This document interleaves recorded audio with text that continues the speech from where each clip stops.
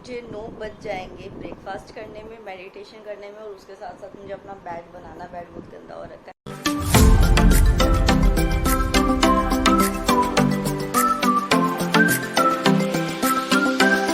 So I am doing meditation now.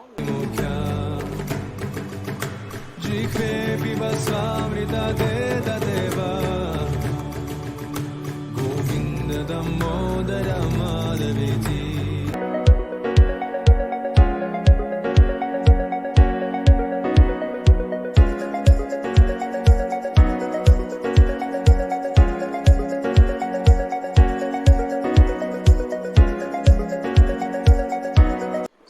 Breakfast हो गया है। अब हम जो है स्टार्टिंग करेंगे। जैसे मैंने स्ट्रैटेजी में बताया था कि 3 पार्ट्स में डिवाइड करना है, मॉक में, प्रीवियस ईयर क्वेश्चन में एंड रिवीजन में, ठीक है।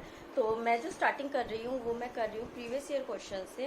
This book is Disha publication. Disha publication की ये बुक है, इसको मैं करूँगी। और उसी के साथ 12 जून को मेरा यूपी पीसीएस का भी प्री है, तो उसके लिए मैं इसको करूँगी।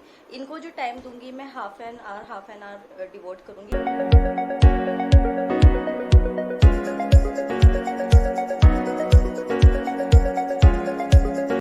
अब मैं यूपी पीसीएस जो है उसके पॉलिटी और मॉडर्न दोनों के क्वेश्चंस करूँ। तो आप यहाँ पे देख सकते हैं, ये मैंने पहले भी बहुत अच्छे से पढ़ी हुई है, तो मैंने इवन सॉल्यूशंस को भी मार्क कर रखा है यहाँ पे। यहाँ पे यूपी पीसीएस में क्वेश्चंस जो हैं वो रिपीट होते हैं। जैसे ये आर जो मैंने यहाँ पे लिखा हुआ है, यहाँ आर लिखा हुआ है, इसका मतलब यही है कि ये क्वेश्चंस जो हैं वो रिपीटेड क्वेश्चंस है।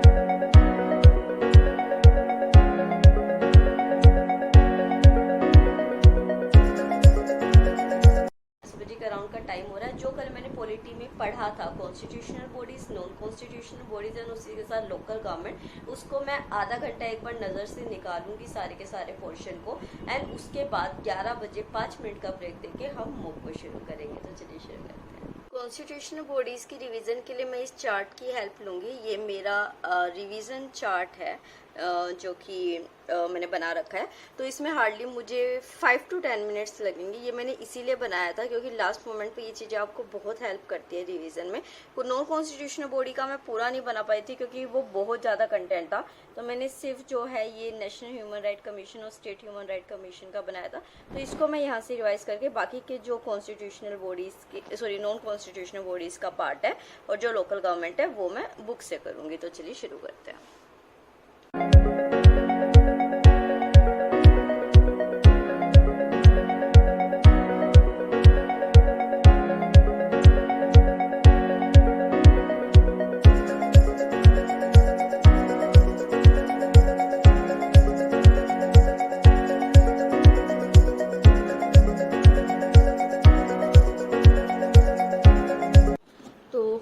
अराउंड 11 बज चुके हैं।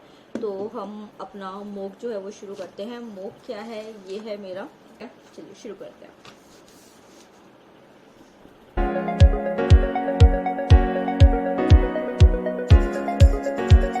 शॉप्स तो बंद हो गई, तो लंच का प्लान कैंसिल।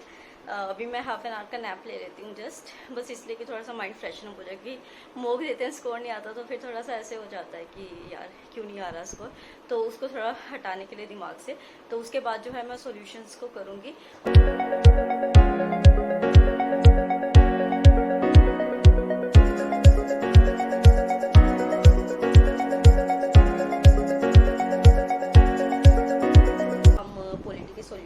शुरू करेंगे जो अभी मूव दिया है, उसके बाद हम मॉडर्न इंडिया को उठाएंगे।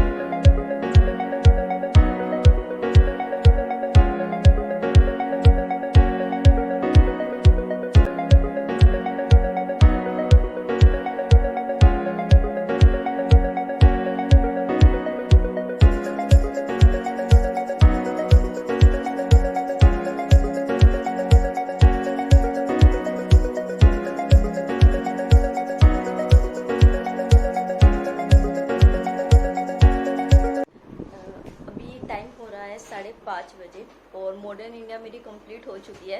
यहाँ पे जो मैंने पहले माइंड मैप्स बनाए थे उन्होंने मेरी बहुत हेल्प की है। जस्ट शो यू कैसे मैंने माइंड मैप्स बनाए थे। एक्चुअली जब मैं पहले अपनी तैयारी कर रही थी तो मुझे ये लगता था कि भाई कुछ ऐसी चीज़ें मेरे पास होनी चाहिए जो कि आपको क्विक रिवीजन में हेल्प करे, जैसे कि ये रिवीजन गोल है, ये भी उसी का एक पार्ट है। तो उस तरीके से क्या था कि ये देखिए, हालांकि ये बहुत छोटे छोटे लेटर्स में आपको समझ भी नहीं आएगा, बट इस तरीके से क्या था कि जैसे कि यहाँ पे आप ये जो देख रहे हैं, एक मिनट में आपको इधर से दिखाती हूँ, जस्ट अ मिनट। जैसे ये वाला पोर्शन आप देख रहे हैं, तो ये भगत सिंह जी के बारे में है। तो 1926 से लेके और कैसे, मतलब कि उनकी क्या आइडियोलॉजी थी, क्या क्या उन्होंने ऑर्गेनाइजेशन की फॉर्मेशन की थी, किस तरीके से उन्होंने क्या काम किया, जैसे कि रेवोल्यूशनरी ग्रुप के बारे में है ये पूरे के पूरे नोट्स। तो जैसे बंगाल में क्या हुआ था, तो अगर आप ये देखिए कि बंगाल का आप इतना सा कर दें कि हार्डली 1 मिनट लेगा आपको पढ़ने में और आपको सारा पता चल जाएगा। जैसे कि सारे पॉइंट्स, ऐसा नहीं है कि ये मैंने सिर्फ मेन पॉइंट्स लिखे हुए हैं, मैंने सारे इसके अंदर लिखे हुए हैं। जैसे कि देखिए कि large scale participation young women का किसके अंदर था, सूर्य सेन के अंदर था। फिर कौन कौन सी फीमेल्स जो थी जिन्होंने बंगाल रेवोल्यूशनरी मूवमेंट के अंदर क्या किया था, जैसे कि प्रतिलता वैद्यधर है जो रेड कंडक्ट करते हुए उनकी डेथ हो गई थी। कल्पना दत्त है जो कि सूर्य सेन के साथ ट्राई की गई थी। शांति घोष, सुनीति चंदेरी है जिसने कि डीएम को शॉर्ट किया था। तो इस तरीके से मैंने कर रखे थे। ये जो है, ये मैंने जो आज का मेरा सिलेबस था गांधीयन इमरजेंस से लेके लास्ट के चैप्टर सीडीएम तक, ये मैंने यहाँ तक बना रखे। तो ये इसने मुझे बहुत हेल्प करी है। सिर्फ 45 मिनट्स में मेरा ये सारा एरिया कवर हो गया। तो मुझे लगता है कि इस तरीके के कुछ नोट्स जो हैं वो आपको बना के रखने चाहिए। जैसे कि पूरा का पूरा चैप्टर ही है कि किस तरीके से डिफरेंट आइडियाज़ जो थे वो एमर्ज हुए थे। उसके बाद ये देखिए कि गांधी आए पिक्चर के अंदर, फिर उसके बाद यहाँ पे ये वाला चैप्टर हो गया नॉन कोऑपरेशन, खिलाफत एजिटेशन, ये पूरा हो गया। तो ये देखने में आपको लग रहा होगा कि यार कितना इस तरीके से लिखा हुआ है, बट इसको लिटरली पढ़ने में 5 मिनट में लगते हैं और ये आपका गो टू नोट्स हैं रिवीजन के टाइम पे। तो हमारी दीदी आ गई, तो जून का करंट अफेयर शुरू कर देते हैं। तो उसके बाद कपड़े धोएंगे, देन डिनर की तैयारी। सी मेरी फ्लैटमेट है, वो मुझे कोल्ड कॉफी बना के दे के गई है। She is so sweet, everyone is so sweet here. जा कपड़े धोने आया राजेंद्र नगर में। अच्छा हाँ ठीक है।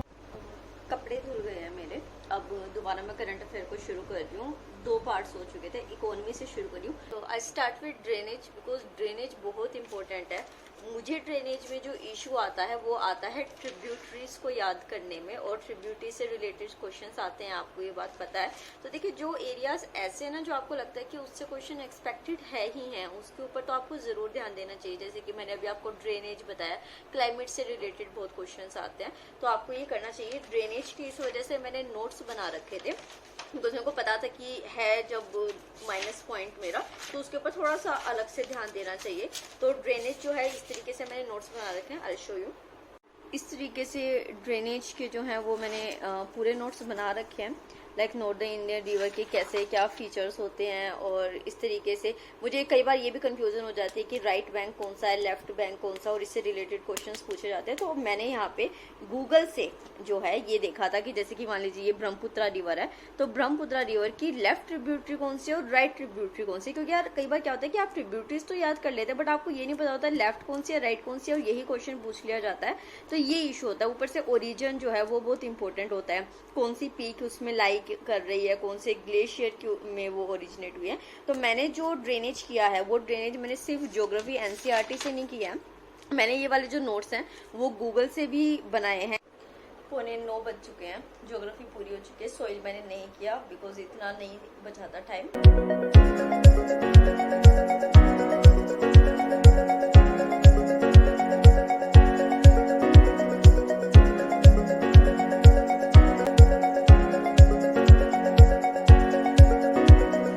एग्जैक्टली 10 PM जब खाना मैं अभी जस्ट डिनर शुरू करने जा रही हूँ।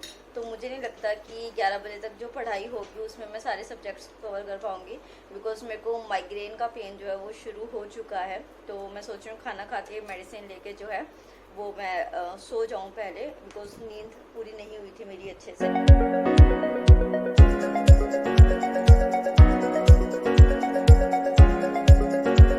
माइग्रेन वाला इशू है, ये मेरे को वैसे नहीं होता फ्रिक्वेंटली, मेरे को कहीं 1.5, 2 महीने 3 महीने में होता है, बट जब एग्जाम्स मेरे नियर होते हैं तो उस टाइम पे मुझे हेडेक होने लग जाता है, फ्रिक्वेंटली होने लग जाता है। रीज़न मुझे नहीं पता किस वजह से होता है, कभी नींद का इशू होता है, कभी टेंशन इशू, कोई भी इशू हो सकता है।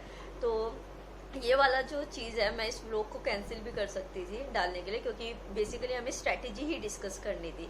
बट ये व्लॉग मैं इसलिए डाल रही हूँ बिकॉज यही शो करने के लिए कि हमारी एक कोई भी छोटी सी मिस्टेक है, जैसे कि मान लीजिए कि मैं रात को नहीं सोई, मेरी नींद पूरी नहीं हुई, इस वजह से हमें छोटी छोटी चीज़ों का ध्यान रखना चाहिए है। कल सुबह मैं जल्दी उठ जाऊँगी, तब जो है अपनी स्टडीज़ को कंटिन्यू करेंगी। हालांकि व्लॉग ये जो है ये मेरा लास्ट होने वाला है प्री से पहले, एज पढ़ाई में बहुत डिस्टर्बेंस होती है जिस दिन हम व्लॉग बनाते हैं। तो प्री के बाद, प्री का जो डे है शायद उस दिन मैं ब्लॉगिंग करूँ, वो आपको पता चल जाएगा। तो आप मेरे वाली मिस्टेक्स मत कीजिएगा। आपको जिस भी वजह से छोटा सा भी इशू होता है, कोई भी बॉडी फिजिकल इशू होता है आपको, तो आप उस चीज़ को अवॉइड कीजिए इस टाइम, प्री के टाइम पे, और अपनी स्टडीज़ पे फोकस कीजिए। तो उसी के साथ जो है आज के व्लॉग को ख़त्म करते हैं। Good night all of you.